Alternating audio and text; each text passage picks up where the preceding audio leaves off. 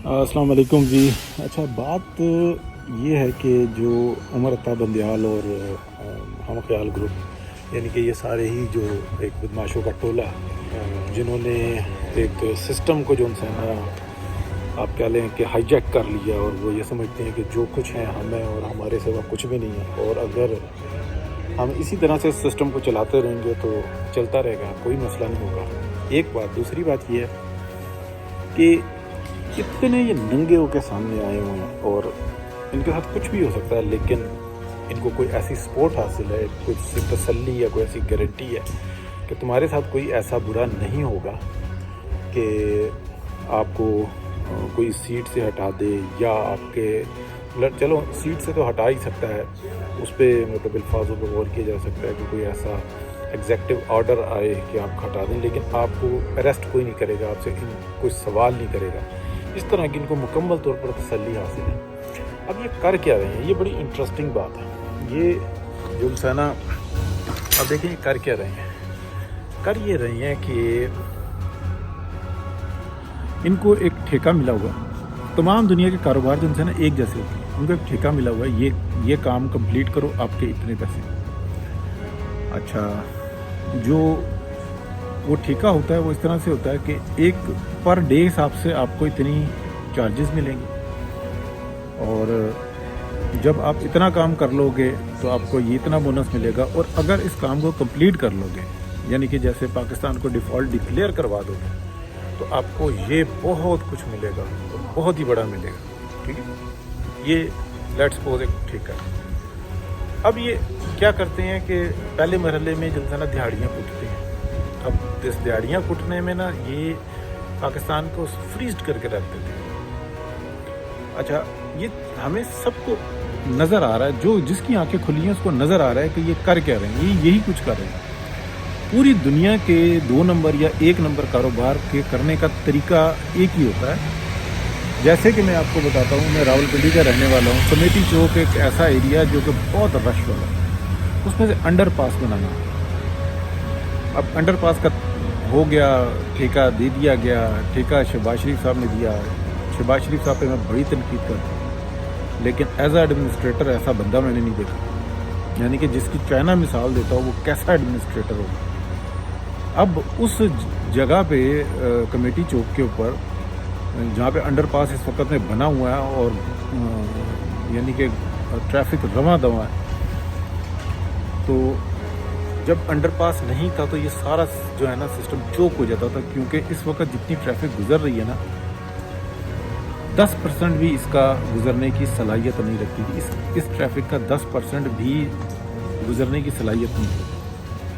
तो शहबाज शरीफ साहब ने जनाब एक ठेका दिया, साइडों पे से खंबे हट गए, काम शुरू हो गया, साइड्स बड़ी हो गई, सब कुछ हो गया। अब सेंटर में आना था, यहाँ पे से ट्रैफिक का मामले का लेना देना, वहाँ से फिर साइडें शुरू, फिर ठेके का वो असल सिलसिला आया जो मैं आपको बताना चाहता हूँ। इन्होंने बताया कि जनाब ये सड़कें खुदेंगी, और खुद के और यहाँ पे जो ट्रैफिक बहाल होगी ना, उसका जो टोटल टाइम होगा वो होगा 60 दिन का, या जो भी टाइम था, तकरीबन मेरा ख्याल है 60 दिन का था, यानी कि 2 महीने हम ट्रैफिक को इधर उधर से निकालेंगे, मरी रोड जो है ना ये ब्लॉक हो जाएगी। लेकिन ये इतना बड़ा प्रोजेक्ट था कि ये 6 महीने में भी होना जो है ना बहुत बड़ा मसला था। उसमें सारी गिन लिया गया कि ये, और फिर ये हुआ कि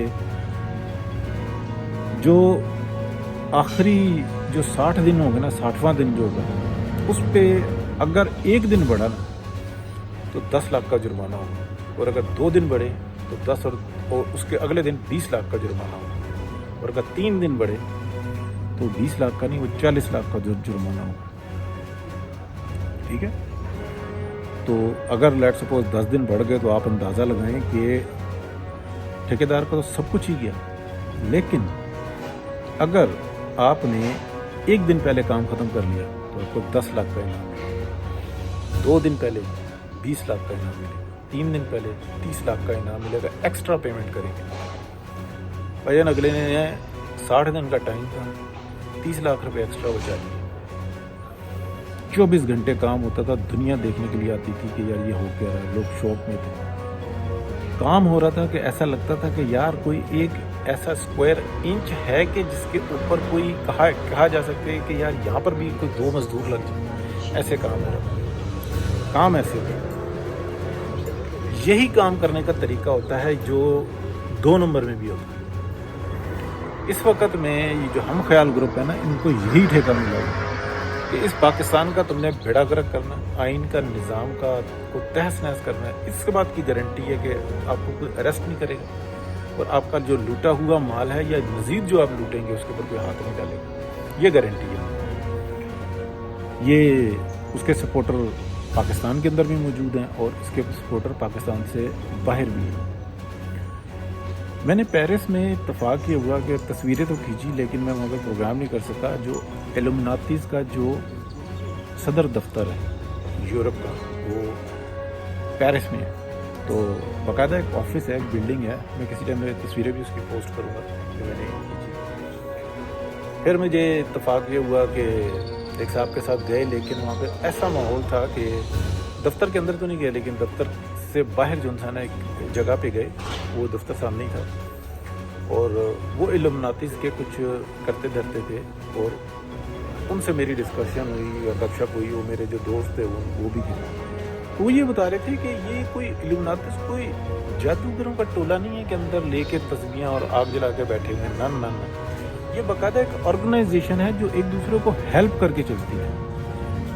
लेकिन उस हेल्प की जो उनसे ना स्टेजेस हैं, स्केल 1, स्केल 2, स्केल 3, ये 7 स्केल तक जाते हैं।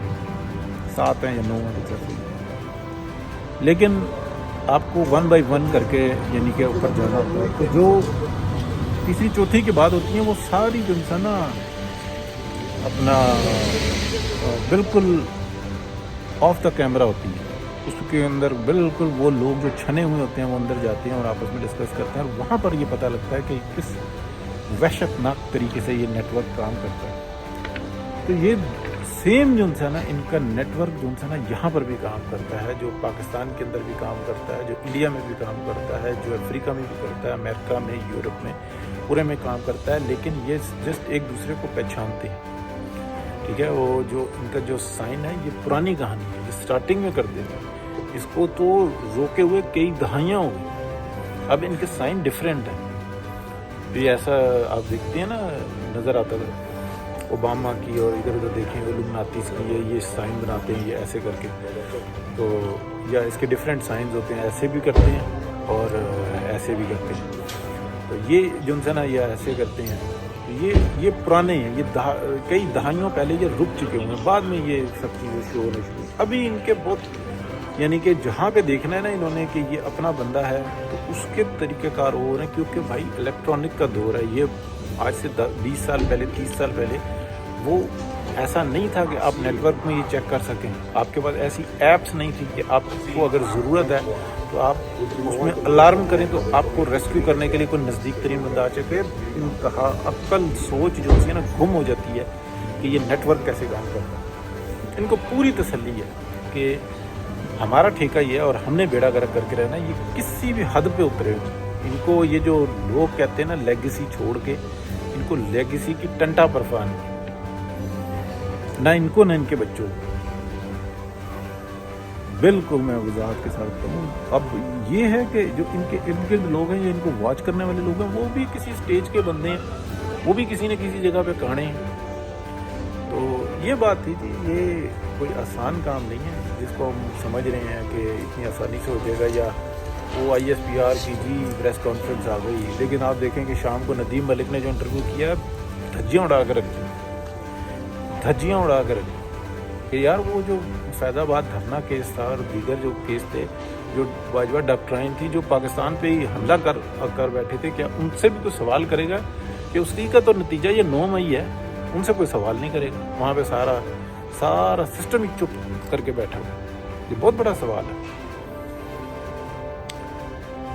चलिए जी, बात करते रहेंगे, अगला मौजू भी देखते हैं। अल्लाह हाफिज़।